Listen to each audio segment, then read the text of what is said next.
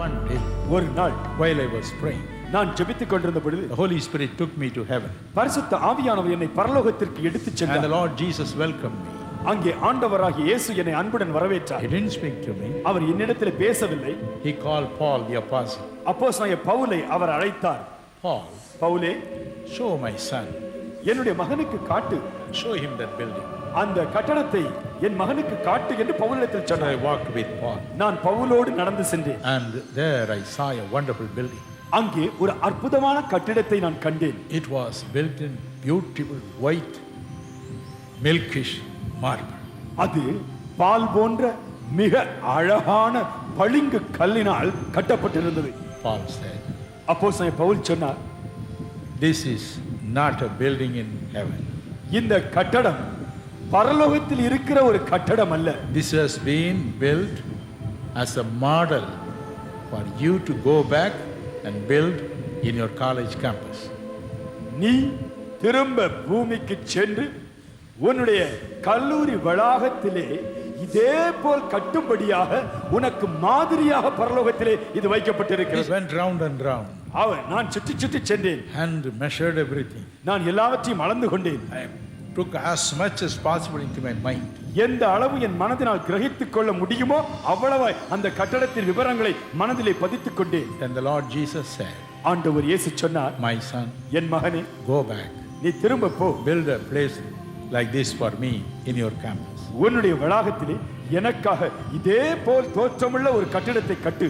And I will exhibit my healing power over there. என்னுடைய சுகமளிக்கும் வல்லமையை அந்த இடத்திலே நான் கட்டளையிடுவேன். People will come from all over the world. உலகம் எங்கிலும் இந்த ஜனங்கள் அந்த இடத்துக்கு வருவார்கள். When they come and cry unto me there, அவர்கள் அங்கே வந்து என்னை நோக்கி கதறி கூப்பிடும் I பொழுது will exhibit my healing power. நான் என்னுடைய சுகமாக்கும் வல்லமையை அவர்களுக்குள் And கட்டளையிடுவேன். I came back நான் திரும்ப பூமிக்கு and I வந்தேன். spoke to my son. என்னுடைய மகனிடத்திலே நான் சொன்னேன், God gave him the spirit of the word of wisdom and understanding. ஞான வரத்தையும் புரிந்து கொள்ளக்கூடிய ஆவியையும் என் மகன் தேவன் தந்தருளினார். He went on asking me questions. அங்கே அநேக கேள்விகளை கேட்டார். Finally, he built it exactly as I saw in heaven. இறுதியாக நான் பரலோகத்திலே எப்படிப்பட்ட கட்டடத்தின் மாதிரியை பார்த்தேனோ அதை போலவே என் மகன் பால் தினகரன் இந்த கட்டடத்தை அவர் கட்டினார்.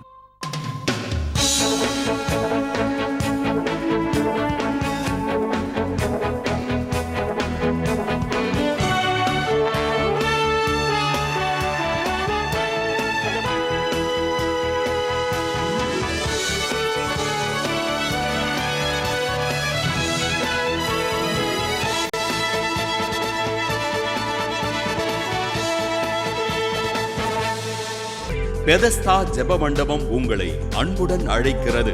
சுற்றிலும் சிறுவாணி, கோவை, குற்றாலம் போன்ற பசுமை நிறைந்த மலைகளால் சூழப்பட்டு குளிர்ந்த தென்றலை எப்பொழுதும் வீசிக்கொண்டு தேவ பிரசன்னமும் அமைதியும் நிறைந்த ஓர் புனித ஸ்தலம் கோவை பெதஸ்தா. நம் பெதஸ்தா ஜெப மண்டபத்தில் இயேசுவின் சிலுவை பாடுகளை சித்தரிக்கும் 7 காட்சிகள் மிக பிரம்மாண்டமாக சித்தரிக்கப்பட்டுள்ளன. பெதஸ்தா குளம் மற்றும் தியான மண்டபம் உங்களுக்கு தேவ பிரசன்னத்தை அளிப்பதோடு அங்கு நீங்கள் ஏறெடுக்கும் ஜெபத்திற்கு இறைவன் உடனே பதிலளிக்கிறார். என்னுடைய பெயர் ஜான் தேவன்று. சென்னைக்கு அருகில் குன்றத்தூர் என்ற ஊரில் ஊழியம் செஞ்சுட்டு இருக்கிறேன். வீடும் சர்ச்சும் வாடகையில் தான் ஏறக்குறைய 14 வருஷமாக வாடகையில் நடத்திட்டு இருந்தேன். அப்போ அடிக்கடி என்னங்க சர்ச்சை காலி பண்ண சொல்லிடுவாங்க. பாஸ்டர் ஊழியத்துக்கு போவார். என்னுடைய நான் அப்போ ஸ்டாஃப் நர்ஸாக ஒர்க் பண்ணிட்டு இருந்தேன். வருமானம் குறைவாக இருந்ததுனால எங்களால் ஒரு சர்ச்சு வாடகை கொடுக்கணும், வீட்டு வாடகை கொடுக்கணும், ரொம்ப கஷ்டப்பட்டோம். இந்த 14 வருஷத்தில் 2 தடவை இடம் வாங்கி வட்டி கட்ட முடியாமல் வாங்கவும் விற்றுடுவோம். 2 இடத்த சர்ச்சுக்காக வீட்டுக்காக வாங்கி விற்றுட்டோம். வட்டி கட்டுன்னு தான் மிச்சம். இனிமேல் என்னால் இடமே வாங்க முடியாது. இந்த சூழ்நிலை இருக்கும்போது தான் இப்போது கோவை காருண்யாவில் பெதஸ்தா பற்றி மேகசின் படித்தேன். நான் பாஸ்டர்கிட்ட நம்ம போயிட்டு வரலாம்ப்பா, ஒரு முறை போய் கோவையில் போய் நம்ம பெதஸ்தாவில் போய் ப்ரேயர் பண்ணிட்டு வருவோம், கண்டிப்பாக ஆண்டவர் நமக்கு உதவி செய்வார், போகலான்னு நாங்கள் குடும்பமாக போய் கோயம்புத்தூர் காருண்யா பெதஸ்தாவுக்கு போய் ப்ரேயர் பண்ணிவிட்டு ஜெப மண்டபத்தில் போய் ஜெபிச்சுட்டு ஊழியக்காருக்கு கடிதம் எழுதி கொடுத்துட்டு தியான அறைக்கும் போய் ஜெபிச்சுட்டு அப்படியே அந்த சிலுவை பாடுகளெல்லாம் சுற்றி வந்துட்டு விசேஷமான தேவதூதன் தரிசனம் கொடுத்த ஒரு இடம்னு சொல்லிட்டு அந்த இடம் அங்கே இருக்குது. அந்த இடத்துல போய் விசேஷமாக நான் அழுது முழங்கால் படிக்கிட்டு, ஆண்டவரே 15 வருஷமாக நான் வாடகையில் தானே இருக்கிறேன், சரியான வீட்டு வாடகை கொடுக்க முடியல, சர்ச்சு வாடகை கொடுக்க முடியல, சர்ச்சை நடத்தணும், வீட்டை நடத்தணும், ஆகையினால நீங்கள் எனக்கு சொந்தமான வீடு கொடுத்தீங்கன்னா என்னால் ஏன்ற ஒரு சின்ன காணிக்கை கொடுப்பேன் அப்படின்னு சொல்லி ப்ரேயர் பண்ணிட்டு வந்ததுக்கப்புறம் ஆண்டவர் அதிசயமாக உடனே எங்களுக்கு ஒரு அற்புதமாக இந்த இடத்த வாங்க கிருபை செய்தார். 10 சதுரம் 42க்கு 22 அகலத்தில் ஏறக்குறைய 10 சதுரத்தில் ஆண்டவர் உண்மையாக வீடு கட்டும்படி கிருபை செய்தார். அதுக்கு பிற்பாடு அதுக்கு மேலேயும் ஆண்டவர் அப்படியே மேலே ஃபஸ்ட் ஃப்ளோர் சர்ச்சு கட்டும்படி கிருபை செய்தார்.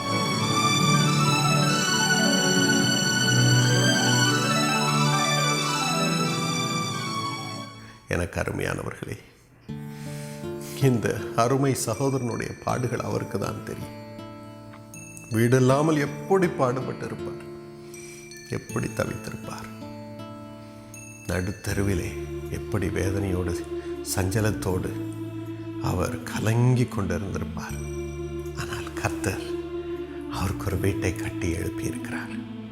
எவ்வளோ சந்தோஷம், எவ்வளோ சந்தோஷம். பெதஸ்தா ஜெப மண்டபத்திற்கு வந்து ஆண்டவருடைய பதத்தில் தன் கண்ணீரையெல்லாம் ஊற்றியிருக்கிறார். கர்த்தர் அதை கேட்டார்,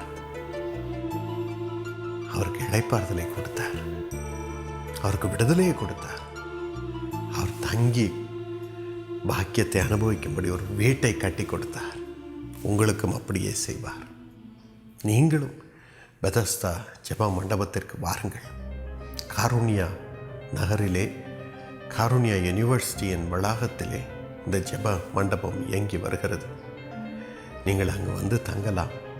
அழகிய இனிமையான காட்சிகள் அங்கே இருக்கிறது. அருமையான இயற்கை சூழ்நிலை, அதோடு கூட தேவனுடைய பிரசனம் மகிமையாக அங்கே இருக்கிறது. நீங்கள் வந்து ஜெபம் பண்ணலாம். உங்களுக்காக ஜெபம் பண்ண மக்கள் இருக்கிறார்கள். இன்னும் காருண்யா பல்கலைக்கழகத்தையும் நீங்கள் சுற்றி பார்க்கலாம். அங்கேயே தங்கி இன்பமாக இருக்கும்படியாக கெஸ்ட் ஹவுஸ் இருக்கிறது, டார்மெட்ரிஸ் இருக்கிறது. இன்னும் குழுவாக நீங்கள் வரும்பொழுது சமைத்து சாப்பிடும் இடமும் இருக்கிறது. ஆகவே நீங்கள் சந்தோஷமாக வரலாம். கோவை காருண்யா பெதஸ்தா ஒரு தாயின் மார்பில் போய் சாய்ந்து கொண்டு இலைப்பாறுவது போல அங்கு ஒரு இலைப்பாறுகிற ஒரு இடமாகவும், ஒரு சமாதானத்தை பெற்றுக்கொள்கிற ஒரு இடமாகவும், தேவனுடைய ஆசீர்வாதம் நிறைந்த ஒரு இடமாகவும், அது மாத்திரமல்ல பரிசுத்தமான ஒரு பூமின்னு சொல்லலாம். கோவையிலிருந்து பெதஸ்தா செல்வதற்கு கோவை காந்திபுரம் டவுன்ஹால் ரயில் நிலையத்திலிருந்து அரசு பேருந்து வசதிகளும் உண்டு. தங்கும் வசதி மற்றும் விவரங்களுக்கு நிர்வாகி, பெதஸ்தா ஜெப மண்டபம், காருண்யா நகர், கோயம்புத்தூர் 641114. தொலைபேசி எண் 0422 261 4580.